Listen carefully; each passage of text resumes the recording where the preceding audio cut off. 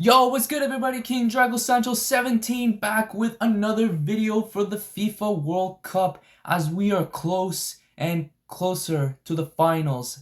And I know I mentioned this before in the last video though, I know I missed a few of the reaction of the semifinals. So it's time to walk through the semifinals since it's very close to the year, and there was a third place match between the two teams, which we'll get there in a sec here. So, this is it. We talk about the last round of the FIFA World Cup. So, I can't believe I'm saying this, but to any of you who's a World Cup watcher or a fan, no hard feelings, but the World Cup will be missed. Thank you for everything and for making a great summer. It's kind of a little tearful just to hear that the World Cup is gone because, it comes every 4 years and we won't be able to see the next World Cup until 2030. Anyways, before we get to that, now in my last video I talked about the quarterfinals and the round of 16. Yeah, because it was a double video at that time. So I guess we'll make it into a double video before we wrap up. So this is probably the last of the reaction here and the results and the standings on how I see the perspective here. It has been quite a fiasco on the World Cup for all the matches that has been played overall, and then so much backlash and everything. Just, man, there's just too much drama here. And it was already like too much drama when there was more problems in America. Then you have Mexico. And then now in Canada they only had like a few games there. They couldn't make more of it or anything. The rest was just played in USA. And then I think Mexico was the last time they ever played, was back in the round of 16. And same with Canada in Toronto, which everyone has went in the round of 32 to go watch Croatia versus Portugal in the 2nd of July, which if anyone has anything they want to say, drop it down in the comments. Tell me how was your experience and how it was, because I heard it was really it was packed in there. And then everyone had to go watch from outside and on a big screen. And I bet traffic must have been crazy because don't get me wrong, when I went to go watch Messi play, the traffic was so bad. I ended up stuck in traffic for almost 4 hours. But yeah, it's bad. Starting off with the first semifinalists here, France and Spain. Everybody thought that France was about to go to the next round, which would be the finals, because they were the favorites. Like, in other words, everyone expected France to win with that insane attack, like I mentioned. I know I said this in all my other videos, but once again, you got insane that attack there. You got Kylian Mbappe, you got Ousmane Dembele, you got Michael Olise, Desiree Doué, all that four. That's a deadly attack. Depending who's playing in the camp, most likely Olise is playing in the camp. And sometimes you got Barcola as a substitute, and even sometimes Cherki. Those guys are pretty good. Just when you thought things were about to go right for them, what really went wrong? Yeah, I think that Spain, with a huge surprising twist, despite going like clean sheets after another and everything, and Belgium was the only team that scored against them, 2-1 at that match. Spain may have not have lots of goals though. Well, they do have some. I think their biggest victory was against Saudi Arabia, 100%. So the rest of them were just average, like 2-0, sometimes 1-0. Pardon me. But overall, they have a really good, I say they have good chemistry too, like how they play and the connections on how they have been so far in this tournament, and they really pulled it off. So, in an unexpected twist here, France, what the fuck has happened to you guys? You guys ended up losing to Spain. Well, I gotta be honest, I was actually happy that Spain won. Unfortunately, I was at work that day, but I was able to see the second goal that they scored. Oh man, what a brilliant play, and then bam, next thing you know, there's first there was a penalty. A lot of people say it's not a penalty. Well, let's say Lamine Yamal put his body there, tried to get the ball, and then of course you got Lucas Digne, who obviously kicks him.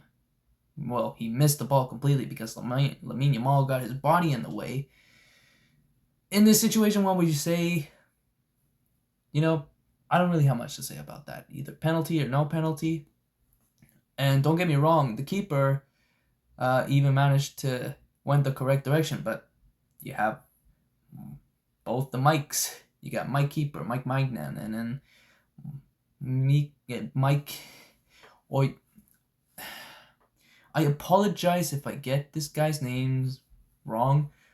Oyarzabal. So I apologize if I butchered it, and I'm not Spanish myself, like not from Spain, but yes, I do speak Spanish. So, and I feel like I should know this, but he got the penalty, close call, but after that 1-0, Spain took control of their possession and everything, and France they just played like ghosts until the second half. You got a good pass there, which, oh god, Olmo, and then of course you got the Lamine Yamal out there as well, and then you have Pedro Porro from the right back, comes out of nowhere and bam, he pummels that ball in. Great pass too, does an excellent finish, and Lamine Yamal almost scored. That is until he was caught offside. Could have been 3-0.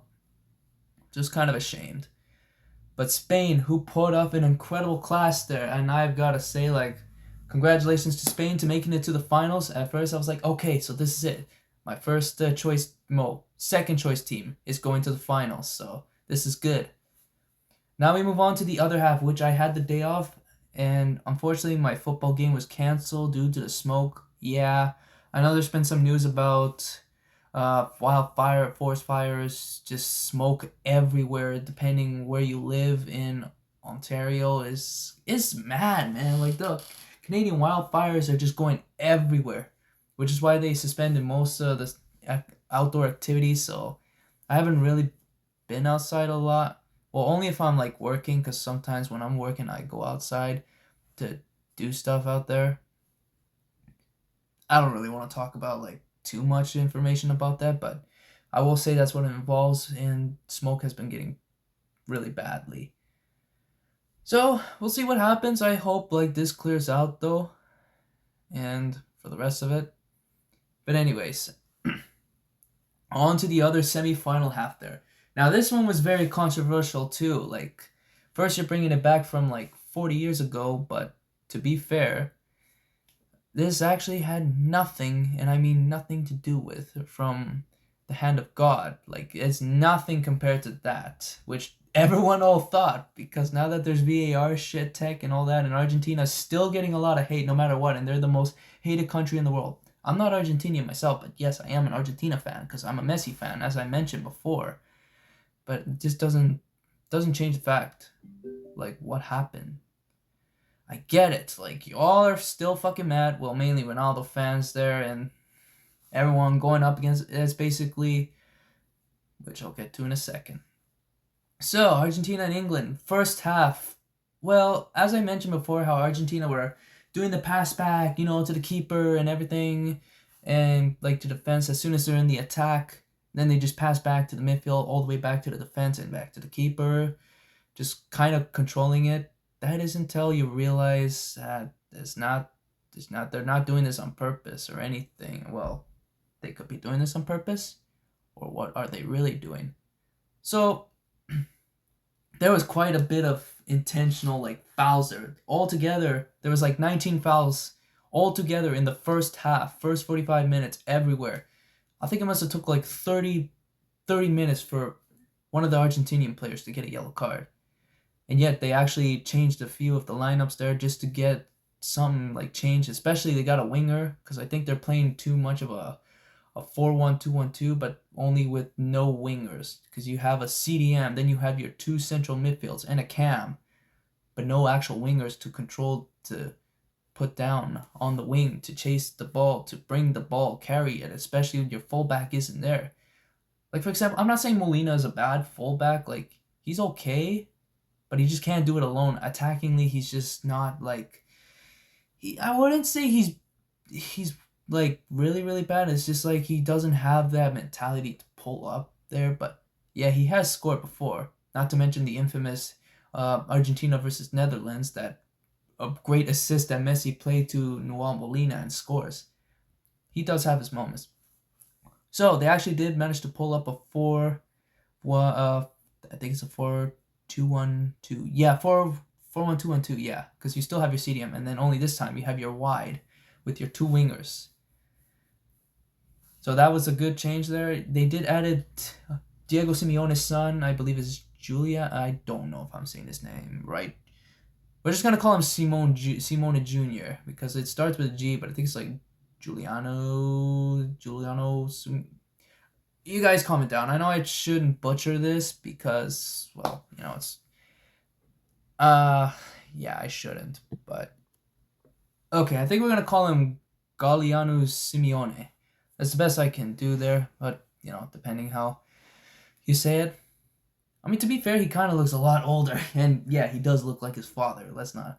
But him playing there, he kind of was struggling a bit, but he had his moment. Yeah, he committed like fucking 8 fouls, and he didn't even get a yellow until like later on afterwards, and people were complaining. Not to mention Enzo Fernandez's like backhanded punch that everyone was talking about. But then there was a lot more. There was more like stepping on or getting double, and then Messi, who as a 39-year-old getting pummeled by two defenders just to stop him from like getting past them. Like, it's crazy like how they just like the English players are just all over him, and then you got Kane, and then of course even Bellingham's getting involved too with all the fights and all that. Crazy matches, I say. Like, I think that this is gonna be like we all thinking that okay, this could be a versatile match here for Argentina and England.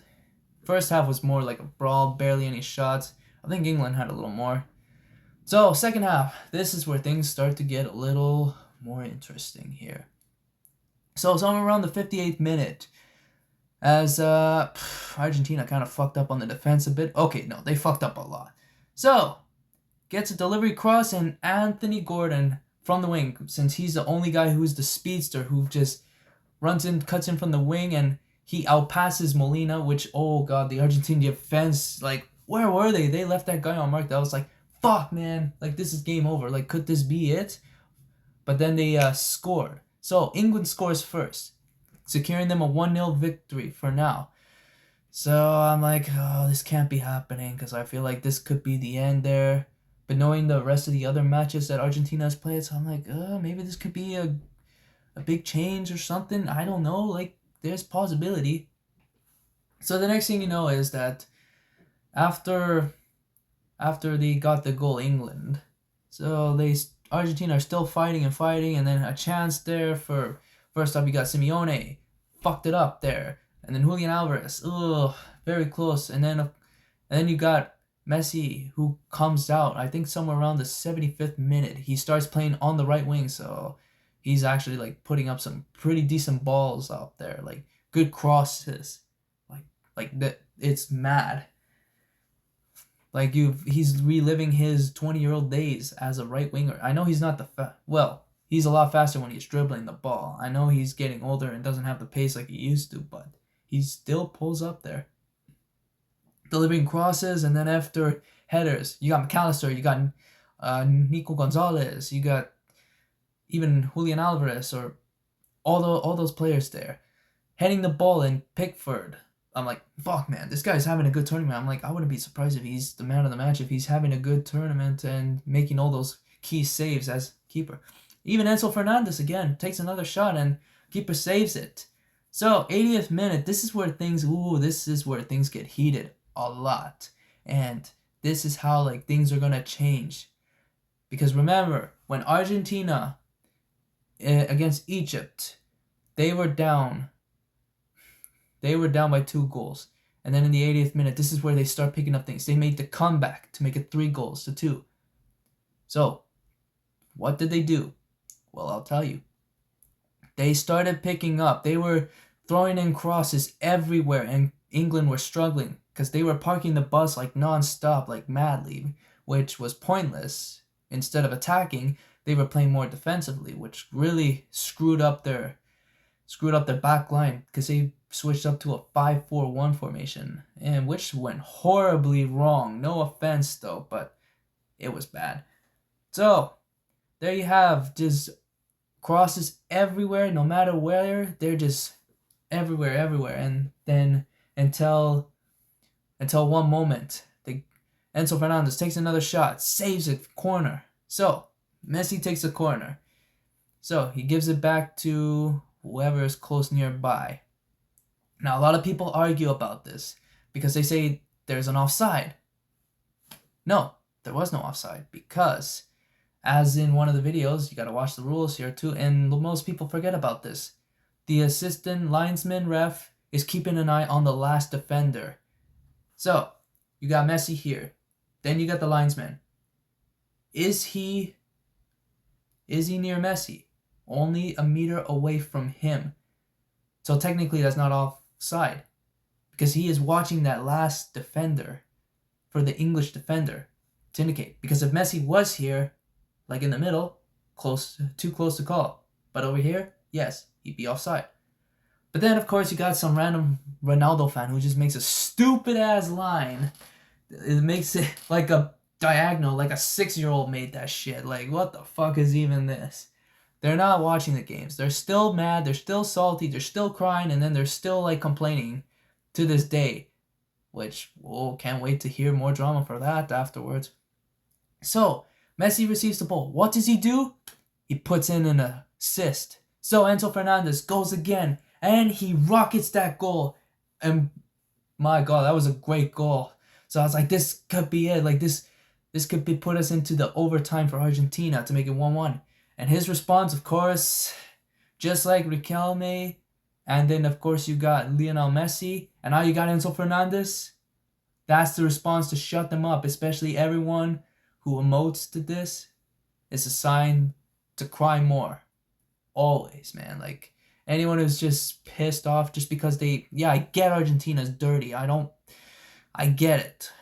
Don't forget the times when Argentina and Brazil had their battles back in the 2000s and even in the late 90s and 80s. They weren't really like it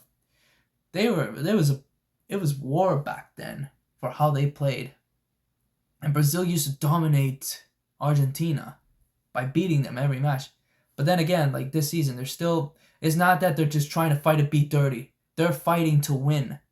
Like that's why, and they're playing together as a team. Messi is a good leader. We all know that. And he will do anything to help his team get to reach that final. And then all the Argentinian players follow him. Messi is that kind of leader who will not give up. And they also want to help him too. That's what you need. And no, I don't want to hear no saying rigged or FIFA or, all the dirty plays and, Argentina should be banned and everything. Like, you guys are not watching the games, like, fully. You're not watching all the games from all the way to 90 minutes. I get a lot of people don't want to waste their time, but, you got to accept the truth, man. Like, it doesn't matter what you do. Like, if you're not watching the full 90 minutes, then you don't have the audacity to speak or to say shit at all. But if you do watch the full 90 minutes and you know it, there you go. You can finally speak up. And then once again, you have the Switzerland incident there. Switzerland were doing okay. But after that red card, because that infamous dive there, like, there's no way he was getting away with that. Like, that's a terrible dive. He gets the red card, of course, and then that's when Argentina took control all the way to extra time and scored those last 2 goals. Thanks to the goals from none other than Julian Alvarez and Lautaro Martinez.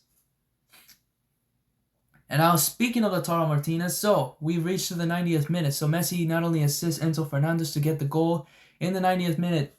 So McAllister takes a shot, and he had lots of space too. He almost gets it. I was like, I thought there was going to be a goal. Hits the post, and then Alvarez was about to touch it, but then he realized he was offside, which was a good move, by the way. And then, of course, you have Messi and this other English guy, which they made another stupid edit. They're saying it's a foul because, like, you can see he limps up from his leg, like he'd been stepped on. Like that. In reality, in the replays, there was no contact. He jumped over his leg. And they're saying, like, that's a foul there, and VAR should have been checked. Once again, stupid Ronaldo fans always make these shitty edits all the time as they're still mad after the games. But they're not watching the full games. So, Messi gets that ball. And what does he do next? And in this embarrassing moment for all English fans out there, or England in general, Messi he just says bye-bye. Gets past all those English defenders, and he crosses it with his weak foot, and he finds Lautaro Martinez to reach that header and secures a spot into the finals, potentially. And that's 2-1 for Argentina. Boy, that was probably like the most intense match. I was like, I don't see any rigged match here, so I've watched it all. I watched the game, and I've seen everything I need to see. As England were still fighting, and Argentina as well, because they had a couple more minutes until the whistle. And then finally, all it took was for, after one last foul there from England, and the Argentina get the ball just to clear the fucking ball out, and they finally have done it. They've reached their second consecutive final from 2022 into 2026. They have managed to make it to another final. And what did I get in return? Well, I got Argentina and Spain, both my two teams, to go to the finals. My wish came true. So, yeah, you still got some salty Ronaldo fans out there who are still crying, still complaining, still making edits, trying to appeal to, like, get Argentina banned from the World Cup, or they're saying maybe after the World Cup's over, then they'll decide. Like, if you guys have decided, then why don't you just do it now? Because all these are rumors here. Trying to potentially get it. I get, even though there's some racism going on there still. And then there's still some backlashing here. There's still some investigations behind the scenes of FIFA and everything. And then you have Messi and then Argentina saying, like, nothing is being favored to them. They're not gifted anything. They're putting all their hard work into it, even though no matter what, putting their bodies in there and everything. And of course they have to say, yeah, by fouling and, slapping, punching, kicking players and everything. Like, they don't get it. They just accuse Messi fans as being as glazers. Trust me, I ain't trying to glaze or anything. Like, I've watched Messi play for years. So, like I said, all started when Ronaldinho was my first favorite player at Barcelona. And I fell in love with Barcelona back then. And then that's when I saw Messi and Ronaldinho playing together, and I used to play FIFA all the time. I think the first FIFA game I officially played was FIFA 2007. That's when I had Ronaldinho and Messi together at the same team, playing with them, and boom, just constant fall in love. And then I watched the games, and then I used to tell my dad, like, hey, where's Ronaldinho? Or then, of course, I see Messi there and all that. And so it's like it's always, I just been loyal to both of them ever since. After Ronaldinho left to Milan in 2009, I still followed him along, and I still became a Barcelona fan, and I do love Messi at the time. So started probably, I would have to say, maybe 2007, I would have to say. Like, I started watched most of the games, and then the Champions League in 2008. I followed along no matter what. And I still became a loyal Messi fan. So that's loyalty. There's a difference between glazing and loyalty. Like, if you're glazing Messi, like, you probably just watched him, like, recently, ever since the World Cup from, like, 4 years ago. And they're saying, oh, yes, he's the best because he won a World Cup. But if you actually have been a real Messi fan, you would know how long you've been watching him play. And at his time at Barcelona, and with his time with Ronaldinho at the time, then you know that that's loyalty. There's differences between loyalty and glazing. Because I just see how he plays. Like, how he plays is just amazing. Look, I'm not trying to put the hate on Ronaldo or anything. Yeah, I kind of hate him sometimes, but still, when it comes to his fans, they're the most hated people on the planet, 100%, even though they all hate Messi. But that's the reason why. The only reason they hate Messi, because besides the whole cheating thing, they're just mad because he is being better than Ronaldo no matter what he does, beating him every single step. So they have to make up all these excuses and complaints and make some shitty ass debates just to make Ronaldo better. But it doesn't work that way. And then they say goals would be the end of it, and I'm like, okay, then how about goal contributions? That's something they can't think about. So I may be getting a little sidetracked here. So after Spain and Argentina went to the finals here, you got France and England who are fighting for the third place. So I did actually watch the game not too long ago. This was actually Well, first half, England was demolishing France 4-0. So I'm like, I know this is a third place game, but shit, how the fuck is France like letting this? I'm like, they really don't want this. Then second half, of course, you got Kylian Mbappe who scores a goal, and I'm like, oh fuck you, man. And then he scores another goal. I'm like, great, more problems here. So it's about to become a nightmare for the Golden Boots.